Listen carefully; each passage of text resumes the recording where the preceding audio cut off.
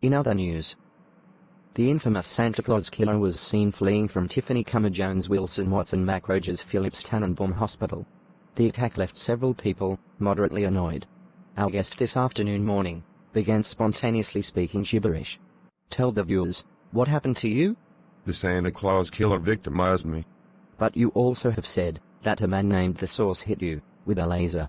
He victimized me too. Why, you? No reason. I was simply asking a rich dude who has never had a job and gets everything handed them for a tip. I see. And The Source attacked you? Yes. And then the Santa Claus Killer showed me his shoes. And they were so terrible. I started talking all funny. How did you get away? The hospital caught fire in The Source, and the Santa Claus Killer ran off. Do you know what started the fire? I started the fire. That's quite an ordeal. Would you like to tip $1,000, $6,000, or $7 million? Oh. No. This is an interview. We don't pay for the news. You have never worked and you have everything and I have nothing. I would like to thank Hinton for shedding light on the motivations for the attack. This is Franklin Henry for the afternoon morning show for people who can't get out of bed before noon. That wasn't a juicy story about international smuggling. The minor inconvenience at the hospital is news. I don't make the news. Enough. When do I get my story? When I have all the facts. Get out there and get the story, Franklin. And Franklin. Simone. Don't forget. This is America. I've got a dozen people willing to put up with 10 times more abuse than you. And for less money. And you know what I like even more than news? Hurting people to make yourself feel big. Good boy. Episode 19. Your boss's donkey is you. I appreciate you taking this meeting with me on my first day as the new manager. No problem. Bennett's Breakfast House is, literally, the best place I've ever worked. I think you're going to really like it here. I see. And what do you like so much about Bennett's Breakfast House? Everyone's really friendly. The atmosphere is really casual and positive. It's just one of those places where you want to hang out. Casual. Yeah. You know. Easygoing. Do you know what I'm hearing when you say casual? What do you hear? Casual means laid back. And laid back means lazy. And lazy means someone isn't living the mission. We have a mission? That's what I wanted to talk to you about. It's come to my attention that you have another job. That's correct. I teach part-time at the college. Why? Well, for one thing. This job doesn't pay my rent. So you're unhappy here. No. I like it here.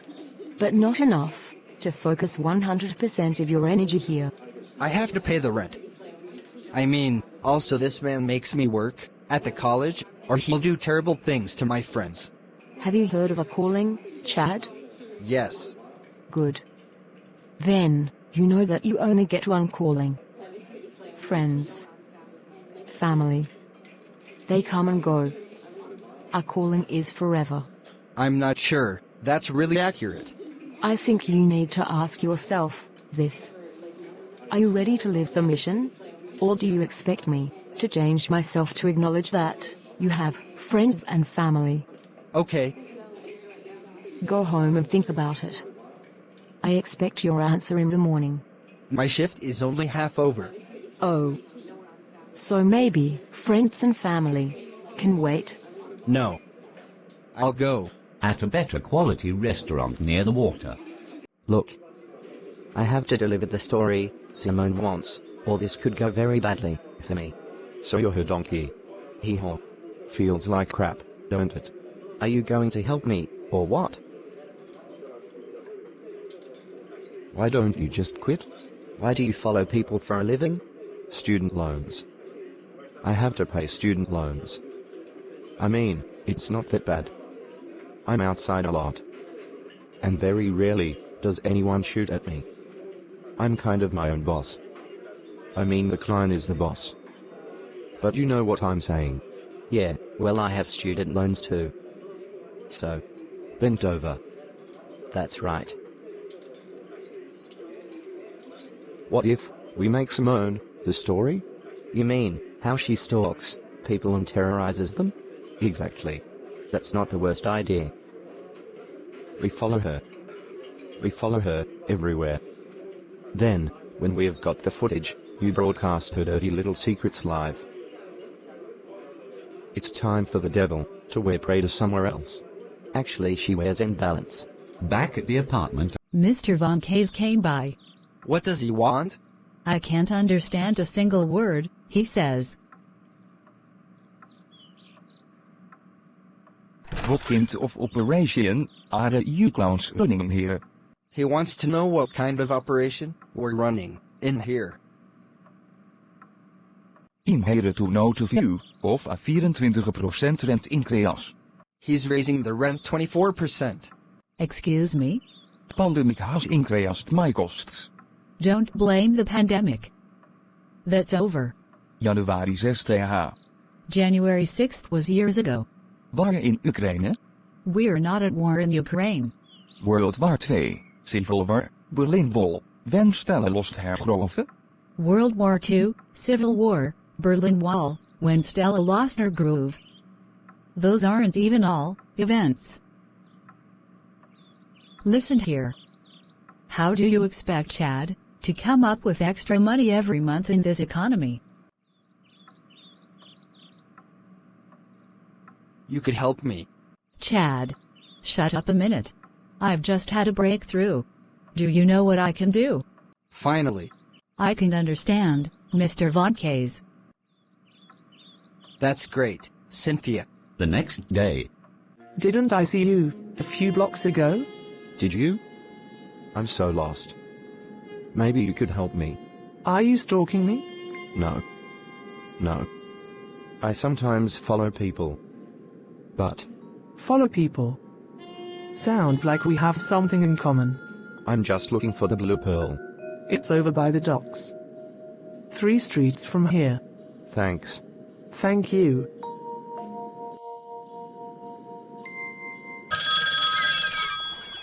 Go for Mr. Pete. Go for Franklin.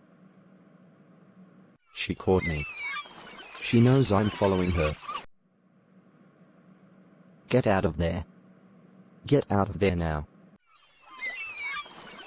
Surprising to run into you here. You sent me in this direction. So, you like to do what you're told. I like that. I wouldn't underestimate me. Are you threatening me? Warning you. Do you know, I once called an employee every hour from 10 p.m. until 3 a.m. to demand she pull data from the database about viewer preferences at the station. The data didn't exist. I don't work for you. I called her husband and told him she was waiting for him in a flood zone. You see, I have advance warning. Did he? Die. Oh yes. And I told her, take all the time you need. Of course, station policy only allows 4 hours leave for a spouse funeral. But then, I fired her on the second day of her leave. When she came back, I had security escort her from the building. Turns out she's scrawled threatening messages on my desk with crayons. Owl will get you. HR, you're so sweet. I think we could be friends. Excuse me. Yes. Why was I not more present in this episode? You know, I'm not the writer. Right? You have everything, and I have nothing. Look.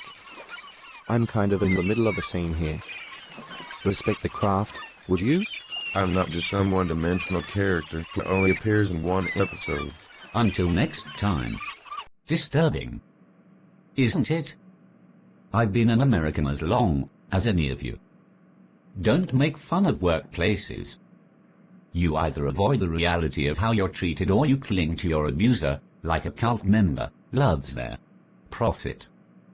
Let's change the subject. Are you particularly stupid? If you're not me, the answer is probably yes. Tell me in the comments what you do and something you've learned about work. The stupidest person may win a guest appearance in a future episode. Until then, watch, like, subscribe, evangelize. Farewell, you disposable plate classes. Until next time. Igor's offer to maybe win a guest appearance on the show is not binding. The word maybe means probably not. A guest appearance means he creates a character that looks nothing like you, gives it a name that's not your name, and uses absolutely none of your comments or thoughts in the course of all scripts, including you as a character.